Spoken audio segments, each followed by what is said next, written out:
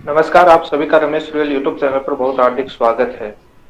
Computer अनुदेशक भर्ती में प्रश्न उत्तर विवाद के मामले को लेकर इस वीडियो में विस्तार से चर्चा करूंगा। आज हमारे साथ मेहमान जुड़े हैं जो कंप्यूटर अनुदेशक भर्ती के परीक्षार्थी हैं, जो न्याय के लिए हाईकोर्ट के दरवाजे पर खड़े थे और खटखटा रहे थे दरवाजे और न्याय के लिए। आखिरकार बोर्ड के चेयरमैन के निर्देशानुसार वकील ने कोर्ट में कहा कि हम इस प्रश्न पर दोबारा कमेटी गठित करके जांच करवाएंगे, लेकिन आखिरकार उम्मीद है कि क्या न्याय मिल पाएगा या नहीं मिल पाएगा। आज इस वीडियो में इस बात पर चर्चा करूंगा कि मैटर क्या है, आखिरकार एक्सपर्ट ने कहां पर गलती कर दी जो उस ओपिनियन के इतने बड़े छात्रों के साथ अन्याय कर दिया। क्वेश्चन कौन से हैं और क्या खामियां रहेगी तमाम आईआईटी एनआईटी के प्रोफेसर और सीएसआर के वैज्ञानिक उस प्रश्न का सही उत्तर देने में, या तो वो विफल है या बोर्ड की एक्सपर्ट कमेटी विफल है। लेकिन नई कमेटी की रिपोर्ट आने पर पता चलेगा कि कौन सत्य है। वैसे आप सभी को मालूम है कि आईआईटी एनआईटी के प्रोफेसर भारत सरकार के राज्य सरकारों के प्रोजेक्ट और नए नए अनुसंधान देते हैं, रिसर्च करते हैं, लेकिन आज वो ही इस परीक्षा के इस प्रश्न के अंदर उत्तर देने में विफल होते हुए नजर आ रहे हैं।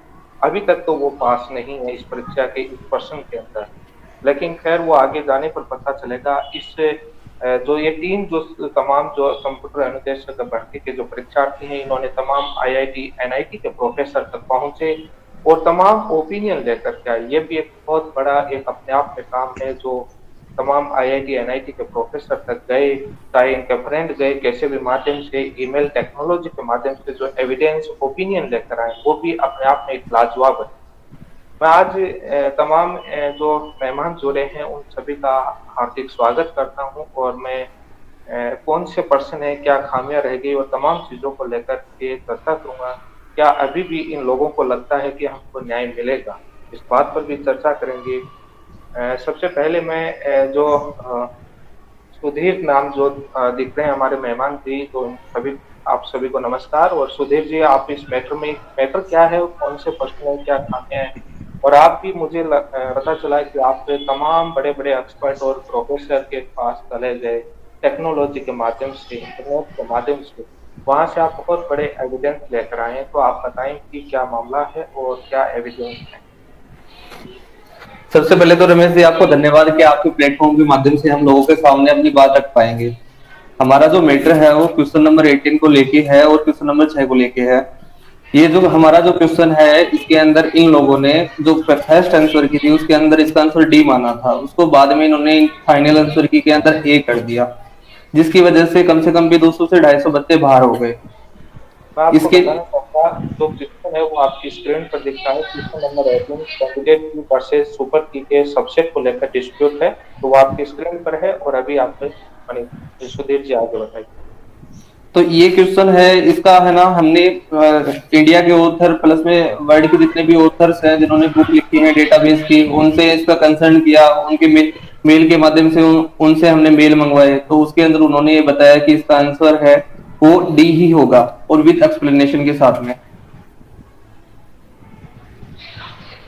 मैंने जहां तक आपने जो एविडेंस भेजे उसमें मैंने देखा कि क्वेश्चन नंबर 1 में सबसे बड़ा डिस्प्यूट है कि कैंडिडेट की is the subset of super की। इस पर बोर्ड का कहना है कि मिनिमम सबसेट होती है, सबसेट नहीं होता है।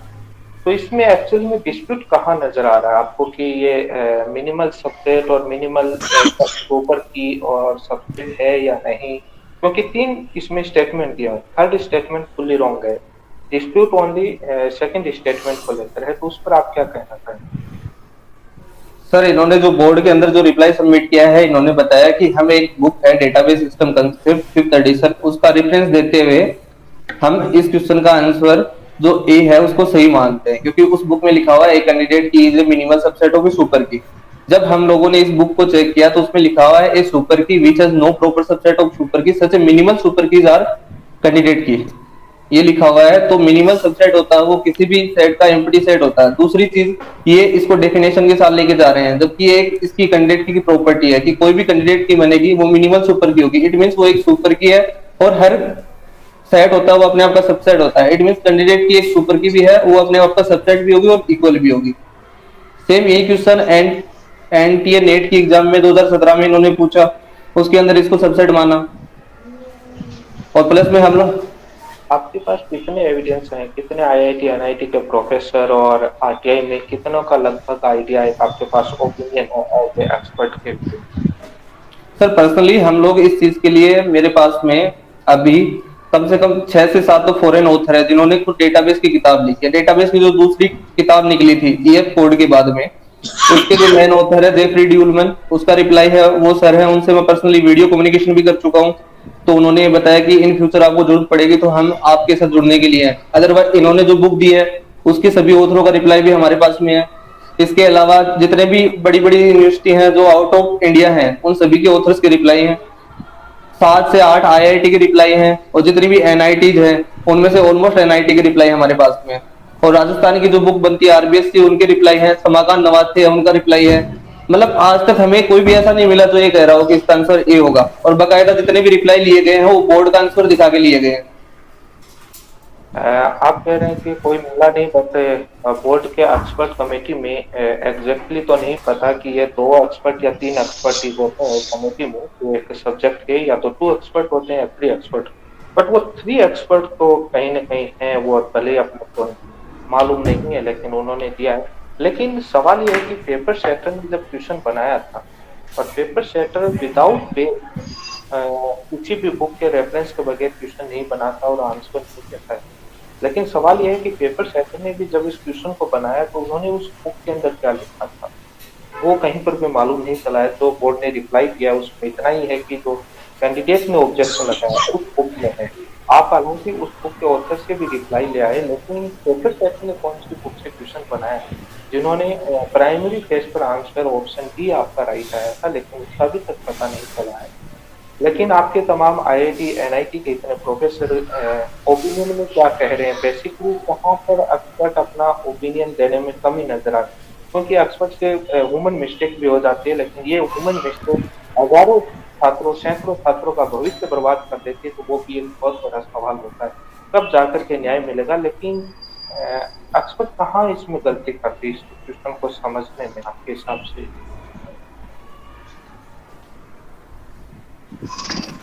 ये देखो हमारे सौरभ जी बताएं।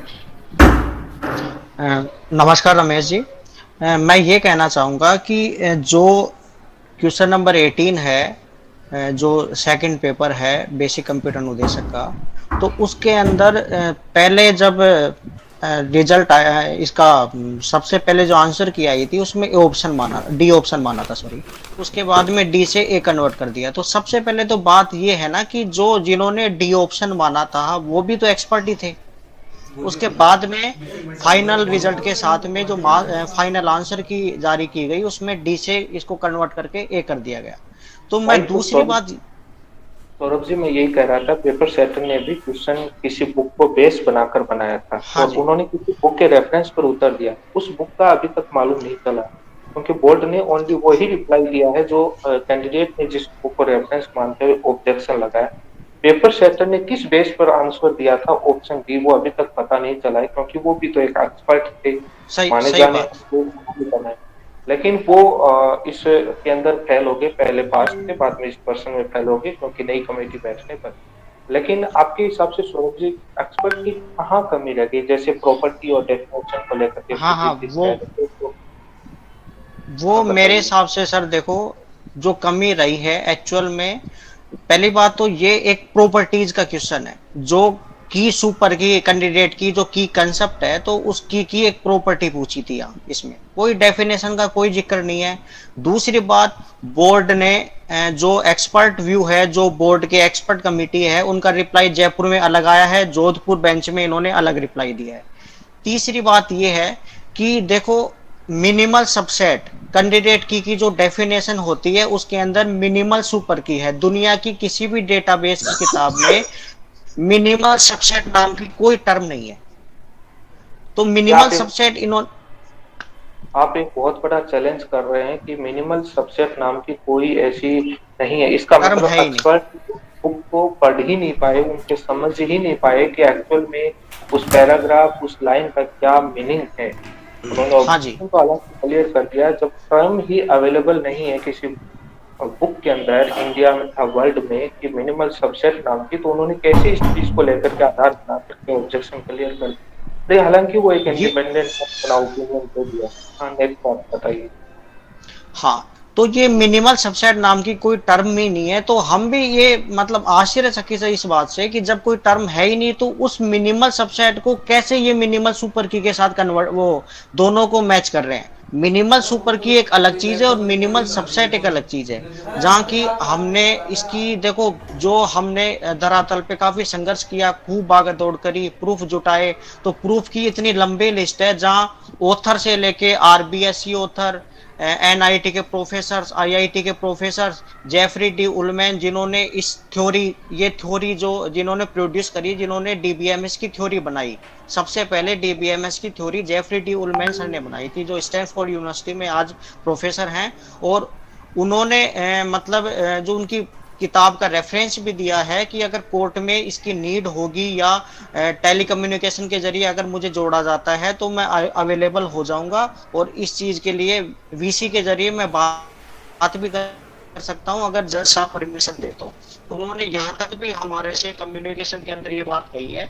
और कहीं ना कहीं मिनिमल सबसे, और साथ में मैं आपको और ये भी बताना चाहूंगा कि इसके साथ जो आरबीएससी की, सीबीएसई की जितनी भी गाइड, ऑथोराइज गाइड चलती है, बड़ी बड़ी नवाते की बुक चलती है, उन सब में मिनिमल सुपर की है। एक ही चीज है मिनिमल सुपर की, ना कि मिनिमल सबसेट। तो ये जो मेन कंफ्यूजन है वो यहाँ है कि मिनिमल सबसेट अलग है, मिनिमल सुपर की अलग है। अगर ये मानते हैं कि मिनिमल सबसेट होता है तो मैं आपको बताना चाहूंगा कि जो भी कैंडिडेट की होती है वो सुपर की से ही बनती है। तो सुपर की जो कैंडिडेट की होगी वो सुपर की भी होगी, कैंडिडेट की भी होगी। तो इसका मतलब ये है कि वो सबसेट तो होगी।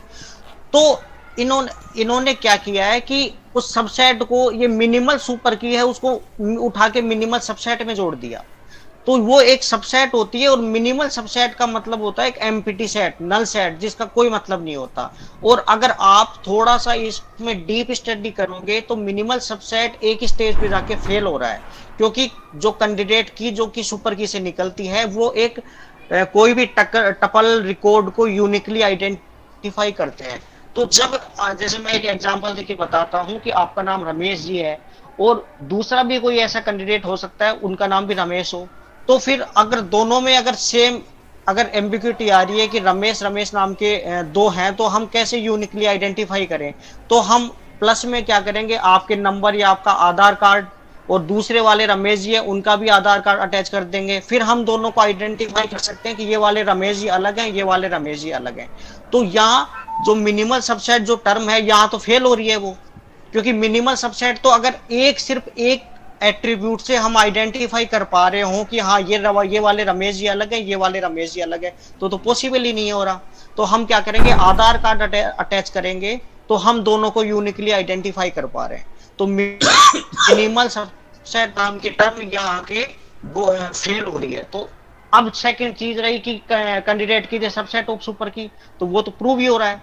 और मैं ये भी मतलब मेरे आपके चैनल के माध्यम से ये कहना चाहूंगा कि जो भी देखो एक ह्यूमन एरर होती है, लेकिन ह्यूमन एरर इस हद तक नहीं होनी चाहिए कि 150 से 200 250 बच्चों के साथ भविष्य के साथ खिलवाड़ किया जाए। तो जो भी ह्यूमन एरर, अगर आप सही हो, जो भी प्रॉपर एक्सपर्ट कमेटी सही है, तो अब मतलब लिखित में इस चीज को प्रूव कर दो ना। आप जो आप बता रहे हो कि मिनिमल सबसेट होता है, सबसेट नहीं होता, इस चीज को आप विद एन एग्जांपल आप प्रूव करके दिखा दो, हम मान लेंगे कि ये मिनिमम सौरभ जी, सबसेट होता है, सबसेट।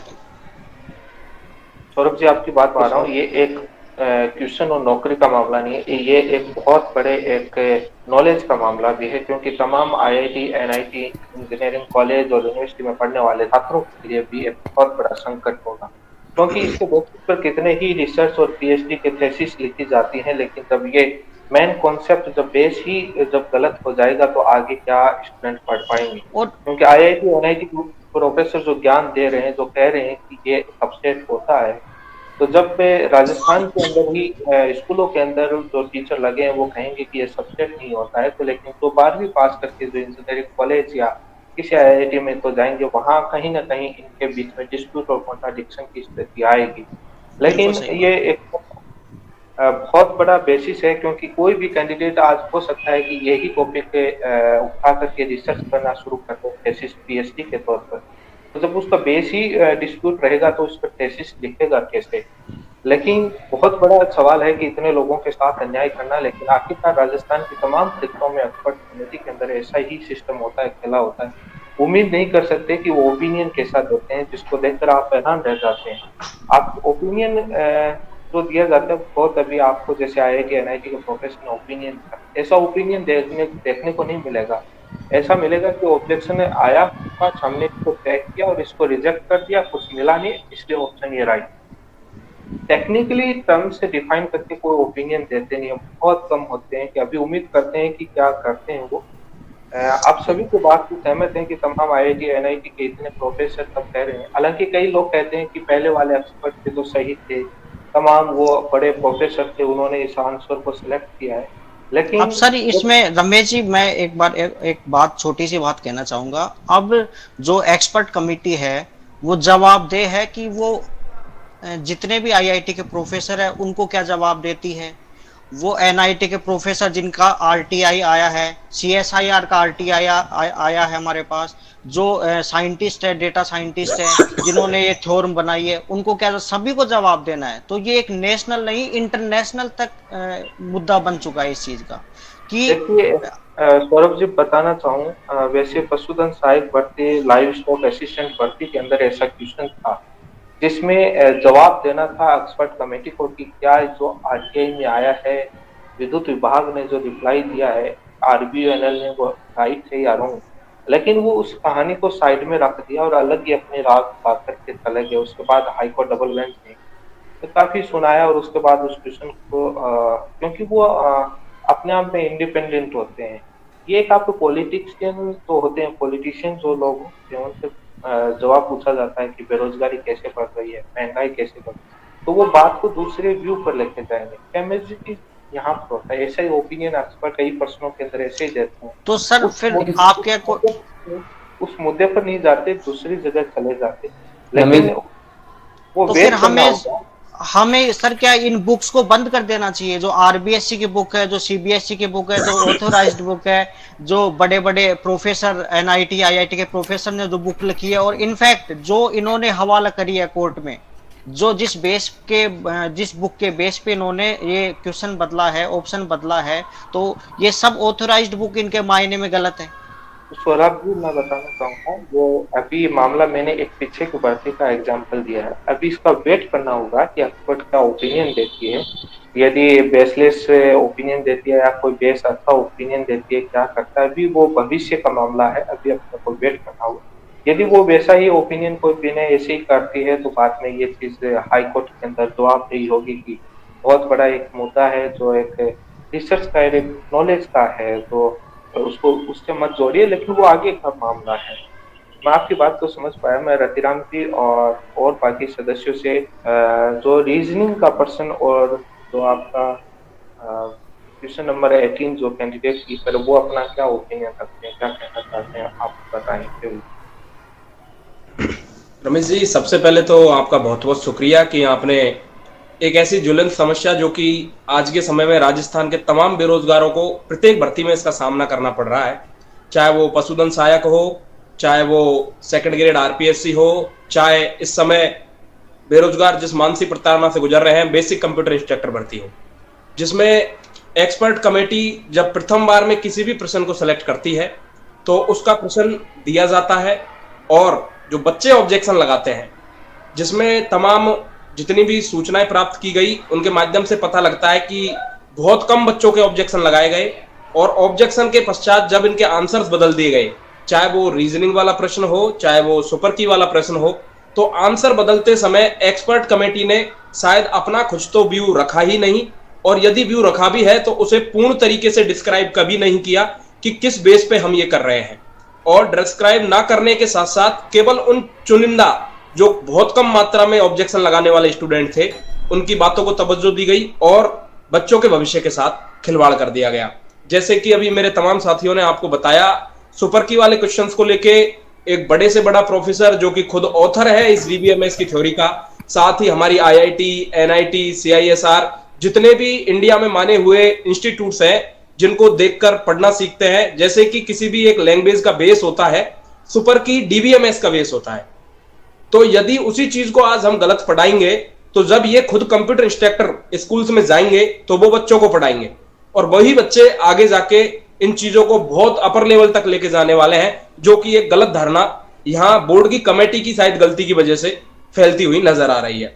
मैं आपके सामने एक और ऐसे ही प्रश्न की बात करना चाहूंगा, जो कि इसी पेपर का क्वेश्चन नंबर 6, जो कि रीजनिंग का प्रश्न है, और उसकी गलती की सजा भी तमाम अभ्यर्थी जो कि मेरे जैसे अभ्यर्थी हैं और बाकी अभ्यर्थी हैं उनको भुगतना पड़ रहा है। रीजनिंग कोई पर्टिकुलर सब्जेक्ट तो किसी भी कॉलेज में या किसी भी यूनिवर्सिटी के अंदर चलता नहीं है, लेकिन और बताना चाहूंगा दर्शकों को तो रीजनिंग का प्रश्न आपकी स्क्रीन पर है, और उसके एविडेंस जो MLB जो इंजीनियरिंग कॉलेज और जो भी ओपिनियन है वो भी आपकी स्क्रीन पर प्रूफ दिख रहे हैं। आप आगे बताइए। अब सबसे पहले मैं आपको बताऊंगा कि जब ये रीजनिंग वाला प्रश्न आया था तो प्रथम बार में जो प्रारंभिक आंसर की आई थी उसके अंदर भी बोर्ड ने इसका आंसर पी माना था। तो इसका मतलब साफ है कि जो पेपर बनाने वाली जो भी कमेटी थी, जो भी प्रोफेसर थे, उन्होंने भी इस क्वेश्चन का आंसर पी माना, और उनको भी, क्योंकि रीजनिंग एक लॉजिकल सब्जेक्ट है, तो उनको भी इसका आंसर पी नजर आता है। जब विद्यार्थियों के द्वारा ऑब्जेक्शन लगाया जाता है तो बहुत कम विद्यार्थियों के द्वारा ऑब्जेक्शन लगाकर शायद इस बात को प्रूव करने की कोशिश की गई कि इसके मल्टीपल आंसर आ रहे हैं, और मल्टीपल आंसर होने की वजह से जब फाइनल आंसर की आई तो बोर्ड ने इस क्वेश्चन को डिलीट कर दिया। इस क्वेश्चन को डिलीट करने का रमेश जी एक चीज मैं आपको बताना चाहूंगा, सबसे बड़ा नुकसान उन अभ्यर्थियों को तो हुआ ही है जिनका सही था, उसके साथ साथ इसका फायदा उन अभ्यर्थियों को भी मिल गया जिन्होंने ना तो इस क्वेश्चन को अटेम्प्ट किया था, या फिर ऐसे अभ्यर्थी कि जिन्होंने इस क्वेश्चन को गलत किया था, क्योंकि डिलीट होने से जो उसके इक्वल मार्क थे वो सभी क्वेश्चंस में समान रूप से वितरित हो गए। तो इस वजह से जब हमें इस क्वेश्चन की फाइनल आंसर की में नुकसान उठाना पड़ा, उसके बाद हम कोर्ट गए, और कोर्ट में जो बोर्ड का एक रिप्लाई आता है, उन्होंने एक सिंपल सा रिप्लाई दिया कि मल्टीपल आंसर आ रहे हैं, इसकी वजह से इस क्वेश्चन को डिलीट कर दिया गया है। उन्होंने कोई क्लासिफिकेशन नहीं किया किस वजह से बिटवीन की वजह से आ रहा है या और किसी वजह से आ रहा है, कोई क्लासिफिकेशन उनकी तरफ से नहीं किया गया कि मल्टीपल आंसर क्यों आ रहे हैं, किसी बुक का रेफरेंस नहीं दिया गया। जबकि मैं आपको बताना चाहूंगा ऐसे तमाम क्वेश्चंस और डिपार्टमेंट की तो मैं अभी आपको बात करूंगा ही जब सारे प्रूफ एक्सप्लेन करूंगा। खुद RSM SSB जितनी भी एग्जाम आज तक लेती आई है उनके अंदर सभी के अंदर इस प्रकार के प्रश्न लगातार आते जा रहे हैं और बहुत लंबे समय से आते जा रहे हैं, और उन्होंने आज तक किसी भी तौर पर किसी भी एग्जाम में ऐसे प्रश्नों को कभी डिलीट नहीं किया है। अभी ताजा माजमला ही मैं आपको बता देता हूं, इसी प्रकार का एक प्रश्न पटवार 2021 फोर्थ शिफ्ट की एग्जाम के अंदर आया हुआ है, जो कि मैं आपको बता दूं 24/10/2021 को यह एग्जाम संपन्न हुआ था। प्रारंभिक आंसर की में उसका आंसर सेम है, फाइनल आंसर की में उसका आंसर सेम है, और बोर्ड ने उस क्वेश्चन को डिलीट नहीं किया है।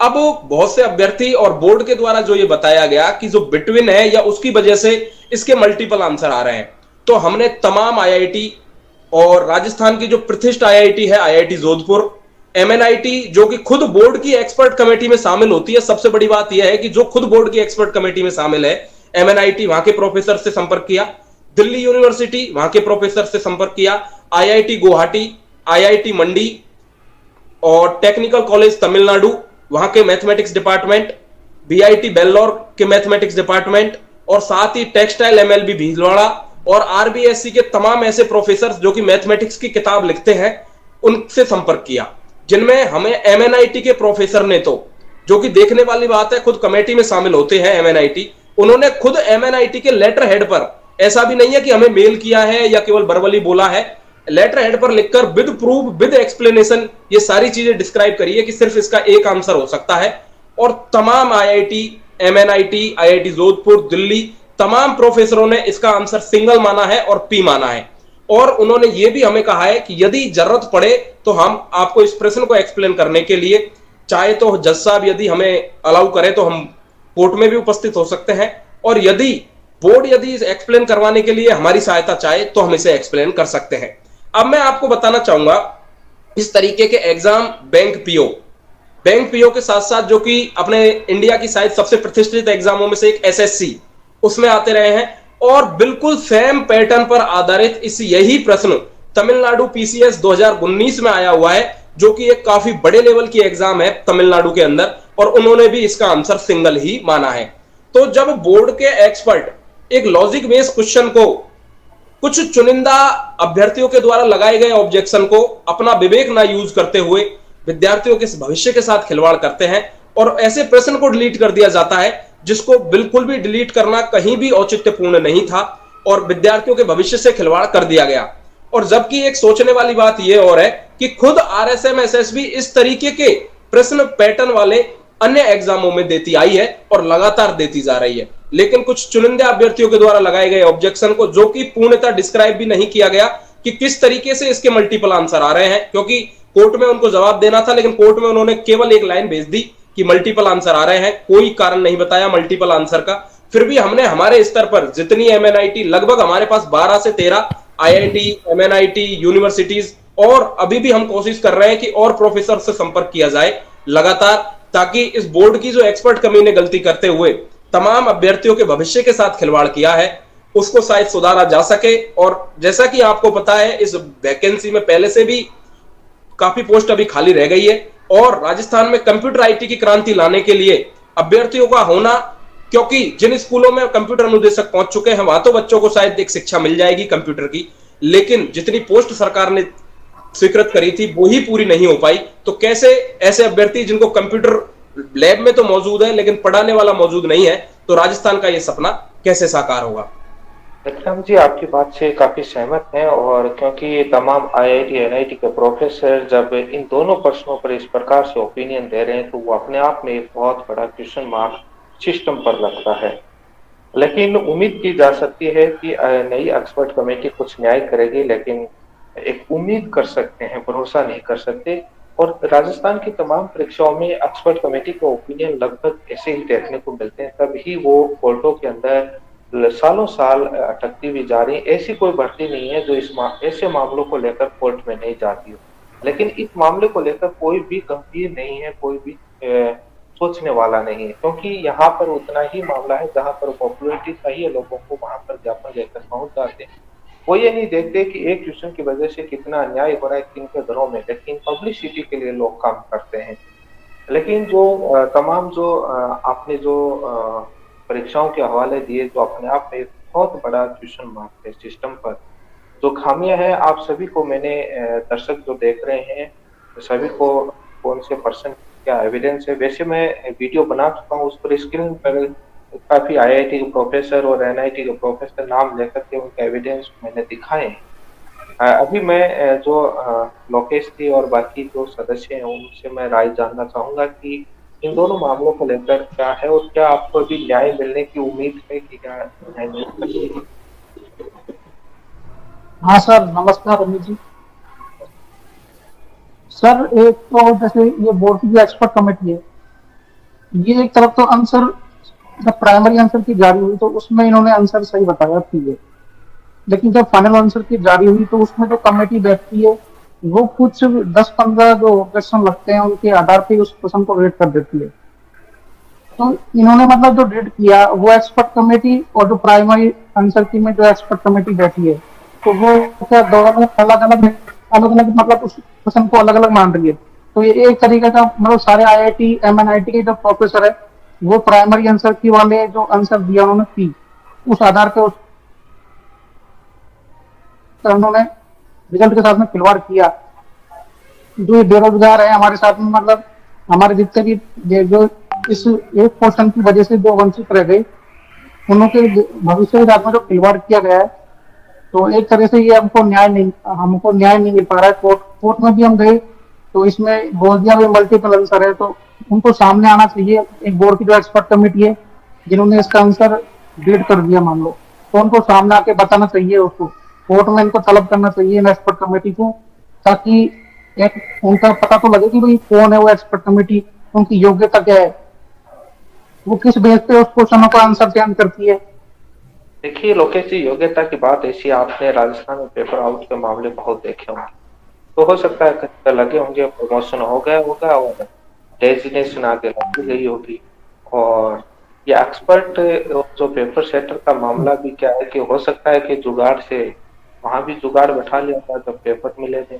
मैं ये नहीं कह रहा कि ये लोग हैं, राजस्थान में पेपर की घटनाएं सब हो सकता है कि इस कैटेगरी के एक्सपर्ट हो तब इसी प्रकार की खामियां रखी जाती हैं। लेकिन देखिए नई एक्सपर्ट कमेटी है, उससे उम्मीद जताई जा सकती है, तमाम एविडेंस हैं। मुझे नहीं लगता कि राजस्थान में ये पहला मामला होगा जो इतने आईआईटी एनआईटी के प्रोफेसर और इतने सबूत लेके आए। किसी भर्ती में मुझे नजर नहीं आता कि इतने सारे एविडेंस सर एक आठवीं क्लास का एक आठवीं क्लास का स्टूडेंट से अगर इस क्वेश्चन को हल करवा के देखते हैं अपन, तो वो भी एक आठवीं क्लास का स्टूडेंट इस आंसर की बताता है। तो अब आप ये देख सकते हैं कि फाइनल आंसर की में जिस एक्सपर्ट ने इसको रेट किया और एक आठवीं क्लास का स्टूडेंट इसको हल कर रहा है, तो उसकी नॉलेज में आप उसका आंसर देख सकते हैं कि वो एक्सपर्ट कमेटी किस मतलब उसके नॉलेज किस प्रकार की। वो जान सकते हैं तमाम परीक्षाओं में यही हाल होता आया है और उसके बाद आंसर चेंज हुए, न्याय मिला है। अभी जो अन्य सदस्य उनसे राय जानना चाहते हैं कि वो क्या कहना चाहेंगे इस मामले में। नमस्कार रोहित जी, मेरी राय आपको पता है बोर्ड काफी सारे पेपर लिखे, जैसे बात करें एलएसए की, जैसे बात करें पीटीआई की और बेसिक कंप्यूटर इंस्ट्रक्टर की, इन सभी पेपरों में गड़बड़ी होती है। सभी पेपरों के अंदर विवादित प्रश्न आते हैं। तो ऐसी कोई एक्सपर्ट कमेटी क्यों नहीं बनाई, विवादित प्रश्न को हटा दिया जाए, उन प्रश्नों को ना लिया जाए। पहली चीज तो ये, अगर मान लो विवादित प्रश्न दिए भी गए हैं, फिर उनके प्रश्नों की जांच दोबारा ना कराई जाए। जैसे हमने बोर्ड जाके हमने दिए थे सबूत, काफी सारे सबूत हमने दिए थे, क्वेश्चन नंबर 6 के और क्वेश्चन नंबर 18 के, अखबार में भी छपा था। अखबार में छपने के बाद भी तो अध्यक्ष है, उन्होंने सतह संज्ञान नहीं लिया, जबकि उनकी ड्यूटी थी वो सतह संज्ञान लेते और इस कमेटी का खुद से रिव्यू करवाते, जबकि उसको जाने की जरूरत नहीं पड़ती।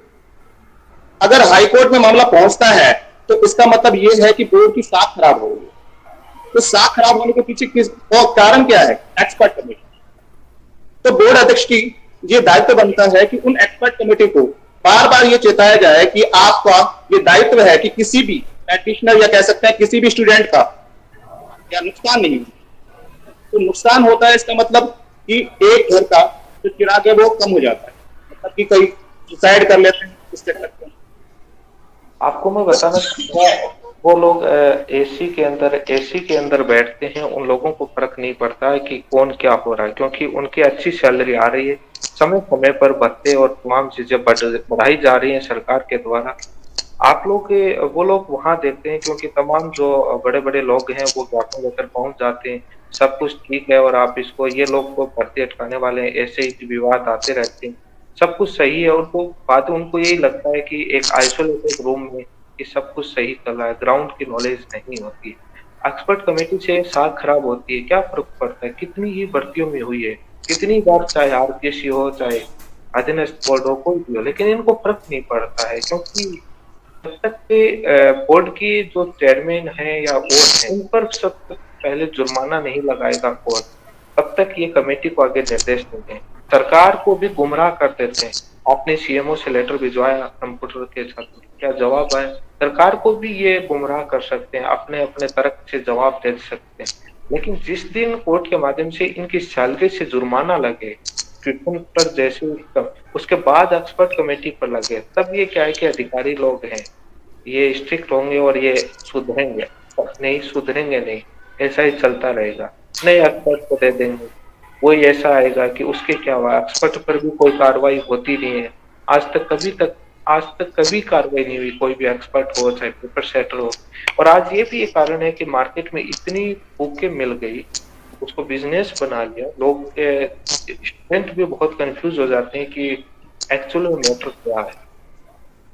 ये भी एक बहुत बड़ा विषय बन रहा है। जैसे जो संत पीपा की गुफा है, आज इसको लेकर कितना डिस्प्यूट हो गया। अब उसमें यही है कि कोचिंग या तमाम इंस्टीट्यूट में, कॉलेज में पढ़ाने वाले टीचर भी कंफ्यूज है। वो भी यही कहते हैं कि जब आरपीएस पूछे तो आप झालावाड़ कराना, जब बोर्ड पूछे तो आप टोंग कर देना, क्योंकि आरपीएस इसको झालावाड़ मानते हो, बोर्ड है वो इसको यहाँ पर आपका टोंग मानता है। तो ये भी तो बहुत बड़ा डिस्प्यूट हो गया, जो इतिहास के साथ छेड़छाड़ होगी। लेकिन मौका नहीं पड़ता उन लोगों के। लेकिन उम्मीद है कि इतने सारे एविडेंस आए हैं, तो इस सिस्टम को सुधरने में समय लगेगा धीरे धीरे। और आप सभी वापस मैं सुधीर जी से पूछना चाहूंगा कि आप क्या और कुछ कहना चाहेंगे? क्या आपको न्याय मिलने की उम्मीद है? और अभी तक आप कितना परेशान हो चुके हैं, मेंटली डिस्टर्ब हैं, चाहे बाकी इस न्याय की लड़ाई लड़ने के लिए तमाम एडवोकेट, कोर्ट और तमाम लोगों के चक्कर आपको कितने लगाने, कितना एक खर्चा बढ़ता है, इतने एविडेंस आने के बाद भी एक दायित्व बनता है कि जैसे अभी सदस्य ने बताया, मेहमान ने, कि कोर्ट स्वयं आगे से चलकर इस मामले को निपटाता, लेकिन ऐसा नजर नहीं आया। हालांकि कोर्ट के अंदर बोर्ड के ही वकील ने कहा कि हमारे पास निर्देश है कि हम इसको एक बार पुनः जांचवाते हैं। अब क्या कहना था? सर, हम लोगों ने जो 6 महीने में एफर्ट डाले हैं, हम हर एक प्रोफेसर से मिले हैं, तो हम ये कह रहे हैं कि उन्होंने विद एक्सप्लेनेशन इस क्वेश्चन को सही किया है, हमारे क्वेश्चनों को सही माना है। आप अपना जो रिप्लाई है, यदि आप इसको ए मानते हैं तो अपना एक्सप्लेनेशन देके, या रीजनिंग वाला क्वेश्चन है उसको डिलीट किया हुआ एक्सप्लेनेशन देके हमें सेटिस्फाई तो कीजिए एटलीस्ट। इतनी तो इनकी जिम्मेदारी बनती है। आप जयपुर के अंदर बुक का रिप्लाई देते हैं, हम लोग है ना उस बुक के ऑथर से लिखवा के रिजोइंडर लगवाते हैं, आप जोधपुर का रिप्लाई चेंज करवा देते हैं। तो ये बुक जो आपने जयपुर में दी वो जोधपुर में भी सबमिट करनी चाहिए थी आपको। फिर दूसरी चीज, इसी पेपर का जो क्वेश्चन नंबर 49 है, हमारे इसी क्वेश्चन जो है उसमें पूछा गया है a minimal super keys are नॉन एज। उसमें लिखा गया है option candidate key, primary key, super key और नन ऑफ दी अबव। ऐसा कुछ क्वेश्चन था वो जो क्वेश्चन है उसके अंदर आपने मिनिमल सबसेट की वजह से उसको डिलीट क्यों नहीं किया? आपने वहां पे मिनिमल सुपर की माना, हमारे वाले स्टेटमेंट है आपने मिनिमल सबसेट कर दिया। फिर दूसरी चीज ये उसकी डेफिनेशन नहीं थी, ये प्रॉपर्टी थी। आप यदि 9 लोगों की वजह से आपने 250 लोगों को बाहर कर दिया। 50 एक्सपर्ट्स के हमारे पास में रिप्लाई है, उनके आगे आपके 3 या 4 जो एक्सपर्ट है वो सर्वोपरि है। तो इन चीजों को सबसे संज्ञान लेना चाहिए इन्हें। यह भी एक बहुत बड़ा क्वेश्चन मार्क है कि जयपुर में और जोधपुर में दोनों जगह रिप्लाई डिफरेंट है। जैसे ही जयपुर में सामने आया कि ये लोग अभ्यर्थी हैं, वो ऑथर के पास से रिप्लाई ले आए, तो इन्होंने अपनी चालाकी दिमाग लगाया कि अपन वहां पर अलग तरीके से रिप्लाई पेश कर देते हैं और मिसलीड कर देते हैं मामले को, ये खातर कैसे जीत पाते हैं। ये भी एक कूटनीति का हिस्सा है जो अपना दिमाग लगाया। हालांकि जो एक्सपर्ट ओपिनियन होता है उसको एज इट इज रखा जाता है, उसके साथ छेड़छाड़ नहीं की जाती है। जयपुर में रखा है वो वैसा का वैसा वहां रखना चाहिए था, लेकिन वकील हैं अपने आर्गुमेंट में किसी भी प्रकार से रख लेते हैं जो कोर्ट तलब करती है। लेकिन सबसे ज्यादा मेहनत छात्रों को ही करनी पड़ती है, उनके एविडेंस जुटाने के लिए, उनके बातों को काटने के लिए। आखिर उम्मीद है वो नई एक्सपर्ट कमेटी पर है कि वो क्या अपना रिप्लाई लेकर आती है, बेसलेस ओपिनियन लेकर आती है, या सभी तर्कों को स्वीकार करते हुए ऑप्शन चेंज करती है, या बाद में ऐसे ही बाईपास होकर निकल जाती है। वो भी देखने वाला है कि मामला कैसे बाईपास होकर निकलती है, क्योंकि चुप्पी साध लेते हैं कई क्वेश्चनों पर। ऐसा जो आप एक सेम क्वेश्चन बता रहे हैं, एक रीट 2018 में था जिसमें रिप्रेशन वर्ड का ट्रांसलेशन को लेकर के विवाद था, जिसमें दमन और दबाव। उसी पेपर में आगे क्वेश्चन था जिसका उन्होंने अनुवाद दमन कर रखा था, पर छात्रों ने उसका ऑब्जेक्शन लगाया कि इसका आपने दूसरे पर्सन में उसका बोर्ड ने आंसर दबाव मान दिया। कहा कि जब आप दूसरे पर्सन में रिप्रेशन का हिंदी अनुवाद आप दमन मान रहे हैं, तो यहाँ पर आप दबाव कैसे मान? छात्रों ने तमाम ऑक्सफोर्ड और तमाम डिक्शनरी और तमाम बुकें रखी, लेकिन एक्सपर्ट कमेटी इतनी हैरान कि उस व्यू पर जाती नहीं। मैंने कहा ना कि पॉलिटिशियन जो जवाब देते हैं, मुद्दा कुछ और है, जवाब कुछ और देखे जाएंगे और निकल जाएंगे, क्योंकि उन पर क्रॉस आर्गुमेंट करने वाला बाई फेस कोई नहीं। उनको तो लिख के देना है, पेज पर लिख के दे दिया रिप्लाई, कौन पूछने वाला है। लेकिन ये मामले दिनों दिन बढ़ते जा रहे हैं, तो ऐसे जब रिप्लाई आएंगे तो कोर्ट के अंदर एक्सपर्ट कमेटी को भी तलब कर सकती है, कोर्ट पावर है। आप अपने जो ऑथर हैं उनको भी कोर्ट के अंदर आपको कोर्ट से रिक्वेस्ट करके उनसे बुला सकते। बिल्कुल सर, मेरे पास में मैं अभी है ना सारी IIT NIT से कनेक्ट हूँ, सारे ऑथर हैं, बहुत अच्छी तरह से कोऑपरेट कर रहे हैं इस चीज के लिए। जिस दिन जरूरत होगी उनके सामने लाके खड़े कर देंगे हम कोर्ट में कि आप इनको प्रूव कर दीजिए, हम लोग सेटिस्फाई हैं। सभी साथी अपनी बात रखी और अभी न्याय की उम्मीद एक्सपर्ट पर ही टिकी हुई है कि एक्सपर्ट क्या अपनी रिपोर्ट को देता है, और बाकी कोई सदस्य अपनी कोई बात कहनी चाहे। जाते जाते मैं कुछ सेकंड्स में अपनी बात ये कहना चाहूंगा कि एक अभ्यर्थी, उसकी जर्नी की अगर आप सोचे तो जो वैकेंसी की रिक्वायरमेंट आती है तब से लेके और अब तक लगभग हमें 1 साल से ऊपर होने को है।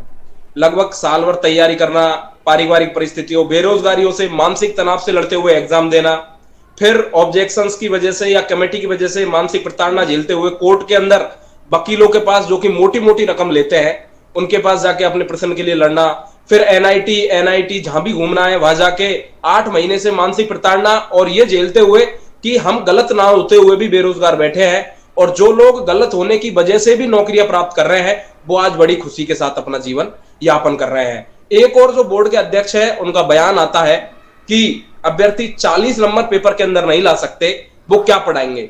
तो मैं केवल आपसे इतना कहना चाहूंगा कि एक अभ्यर्थी जिसे खुद को 8 से 10 सब्जेक्ट पढ़ना होता है, 8 से 10 सब्जेक्ट कम से कम, उससे ज्यादा हो सकती है, कम नहीं हो सकती, वो सभी सब्जेक्ट पढ़ता है और सभी सब्जेक्ट को याद करता है पेपर देने के लिए।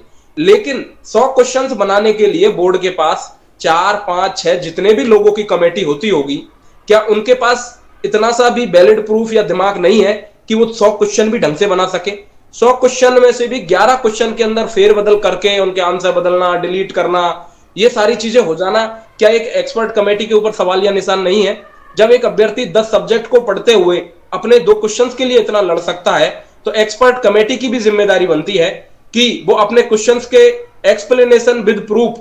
और दूसरी चीज और देखिए रमेश जी कि बोर्ड किसी भी किताब को, चाहे वो ऑथेंटिक है चाहे नहीं है, अपनी ओर से एक ऑथेंटिक सोर्स बना देता है, और जब अभ्यर्थी उसी किताब के ऊपर ऑब्जेक्शन अच्छी से अच्छे ऑथर की लगाते हैं तो उनको वो वैलिड नहीं मानता है।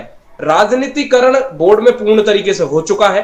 आप रीट की ऑब्जेक्शन की में देख लीजिए, पैसा कमाने के लिए ऐसे ऐसे क्वेश्चंस के आंसर बदल दिए गए जो कि खुद ओएमआर सीट में मौजूद है।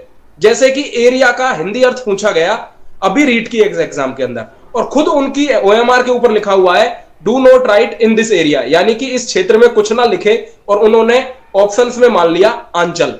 जबकि एक्सपर्ट कमेटी की भी जवाबदेही कहीं ना कहीं तय होनी चाहिए, लेकिन हमारी बेरोजगारों की शायद किस्मत खराब कहें या लोग इसमें जागरूकता नहीं दिखाते हैं कि इस तरीके से एक्सपर्ट कमेटी की जवाबदेही तय नहीं होती है। मोतीराम जी, मैं आपकी बात को कहना चाहूंगा कि जागरूकता दिखाते हैं, लेकिन एक समूह बन जाता है जब सिलेक्शन लिस्ट आ जाती है, तब उनको लीड करने वाले नेता बन जाते हैं, और जो लोग इसकी न्याय की मांग उठाते हैं उनको भर्ती अटकाने वाले गैंग और उनके खिलाफ ही खड़ा कर दिया जाता है। लोगों को आपस में ही लड़ाने के लिए खड़ा कर दिया जाता है, इसलिए न्याय नहीं मिलता है। सिस्टम को बहुत सिस्टमेटिक तरीके से हाईजैक कर रखा है नीचे से लेकर ऊपर तक। बोर्ड का जो बयान है, कई बयान आए कि फर्जी डिग्री वाले पेपर पास नहीं कर पाए, पेपर का स्टैंडर्ड अच्छा था, ये था, लेकिन इस परीक्षा का इस पर्सन को तो पास नहीं कर पाए, इस पर्सन को क्वेश्चन नंबर 18 को तो कैंडिडेट, क्या वो आईआईटी एनआईटी का प्रोफेसर भी और जो बुकों के ऑथर भी फर्जी डिग्री वाले थे, ये सवाल है। उनको इतना सा भी नॉलेज नहीं आता। इतने एक बहुमत की संख्या देखी जाए 2 लोग होंगे एक्सपर्ट में या 3 होंगे, इतने ही होते हैं, इससे ज्यादा मेंबर नहीं होते। वो लोग हैं एक तरफ, एक 20 लोगों की ओपिनियन है, चाहे वो तमाम अलग अलग बैकग्राउंड के, लेकिन इस बात पर चर्चा ही नहीं होती। मैं बता रहा हूँ कि ओपिनियन ऐसे दिए जाते हैं। अभी रिट 2021 का मामला है जो डेब्यू में स्टे है, ओनली की एक्सपर्ट कमेटी के ओपिनियन पर कोर्ट दखल अंदाजी दे सकता है, नहीं दे सकता। उसका ऐसा है कि बोर्ड ने एक हिंदी ग्रंथ अकादमी की बुक यूज करे, उस बुक के 5 पेज पहले वो लाइन लिखी हुई है, ऑप्शन जिसको बोर्ड ने सिलेक्ट किया। 5 पेज बाद उसी का कोई प्रोजेक्ट प्रणाली और जो भी है उसके अंदर वही लाइन लिखी हुई है कि ये भी यहाँ पर यूज नहीं होती है प्राइमरी क्लास की। जब आप एक बुक को मान रहे हैं, उसी बुक में 5 पेज और पलट के पढ़ लेता, छात्रों ने ऑब्जेक्शन लगा, लेकिन उस व्यू पर चर्चा ही नहीं करी कि हमारी बुक में क्या लिखा है, हम जिसको ऑथेंटिक मानते नहीं चर्चा करते, दूसरे ही तरीके से बाईपास होकर आते हैं। ये भी एक देखने को मिलता है कि ये जब आंसर मांगते हैं, आपसे कैंडिडेट से ऑब्जेक्शन मांगते हैं कि ऑथेंटिक बुक पर होगा तो हम कंसिडर करेंगे, अदरवाइज वो रिजेक्ट करते। जब आप इनका देखेंगे ना, मैंने बोर्ड से तो अभी तक मेरे पास नहीं आई है एक्सपर्ट कमेटी रिपोर्ट, बट माध्यमिक शिक्षा बोर्ड रीट वाले मामले में मैं क्या बताऊं कि प्राइवेट पब्लिकेशन की जो हिंदी के अंदर हिंदी के अंदर राघव प्रकाश वाली बुक मानते हैं, साइकोलॉजी में एस के मंगल मानते हैं, और विकिपीडिया से आंसर उठा करके दिए हैं। और जो नॉर्मल आजकल हर कोई कैंडिडेट ब्लॉग स्पॉट नहीं बनाता है कंटेंट के लिए राइट पे, वहां से उठा करके ट्यूशन दिए हैं रीट के अंदर, ऑब्जेक्शन को क्लियर किया एक्सपर्ट कमेटी।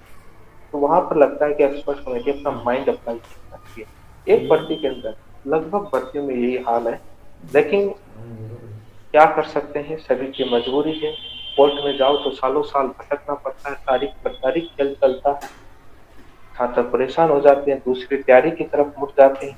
जो पॉइंट से रहते हैं वो लड़ते हैं, बाकी लोग दूसरी तैयारी में लग जाते हैं, जिनकी ज्वाइनिंग होती है वो लोग हाईजेक कर लेते हैं सिस्टम को। अभी अपने लोग जो चर्चा करी, पर आप देखना तमाम तरीके के कमेंट आएंगे। जिन्होंने पहले ऑब्जेक्शन लगाया उसको जो ऑप्शन माना है, जिसकी वजह से पूरे 40 बनने को नौकरी लगी, उनको बिल्कुल अच्छी नहीं लगे। स्वाभाविक है नहीं लगेगी, लेकिन बात नॉलेज की आती है, वहां पर वो लोग भी अपना ऐसा ही बयान देंगे, वो उस पर चर्चा नहीं करेंगे। लेकिन खैर, अपने को उन चीजों से क्या लेना देना है, न्याय से लेना देना है। सीटें खाली है, सरकार सीटें भरे और तमाम अभ्यर्थियों को नौकरी दे।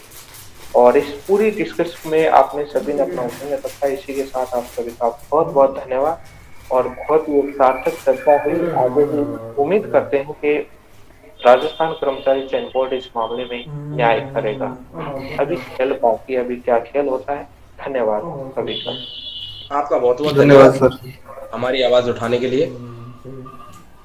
बाकी तो बेरोजगार नेता सिर्फ हमें भीड़ इकट्ठा करने के लिए याद करते हैं, और जब हमें उनकी जरूरत होती है तो शायद उनकी परछाई भी हमें नजर नहीं आती। मैं बताना चाहूंगा, वो लोग इसके खिलाफ रहते हैं, क्वेश्चन आंसर मेथड के खिलाफ रहते हैं। वो कहते हैं जो बोर्ड में मानते हैं वो सर्वे सत्य 100% अटल सत्य है। ये लोग ऐसे गुमराह करने वाले होते हैं, वो लोग इसके खिलाफ होते हैं, चाहे कोई भी तमाम संगठन कोई भी। और मैं आपके चैनल के माध्यम से तमाम उन ऑब्जेक्शन लगाने वाले अभ्यर्थी और सभी से रिक्वेस्ट करना चाहूंगा, कृपया जो चीज गलत है उसमें हमारा साथ दीजिए। बोर्ड की एक्सपर्ट कमेटी और बोर्ड के तमाम अधिकारियों से भी रिक्वेस्ट हम करना चाहेंगे कि कृपया हमें न्याय दीजिए, क्योंकि हम सही हैं। और मैं आपको एक चीज और बता दूं कि यदि हमें यहां से भी न्याय नहीं मिलता है तो हम अपर बेंच का भी दरवाजा खटखटाएंगे, और यदि जरूरत पड़ी, क्योंकि ये हमारे भविष्य का मामला है, हमारे जीवन का मामला है, हमारे जीवन के साथ साथ हमारे परिवार के भविष्य पे भी टिका हुआ है, और हमारा पूरा जीवन अब इसके ऊपर टिका हुआ है।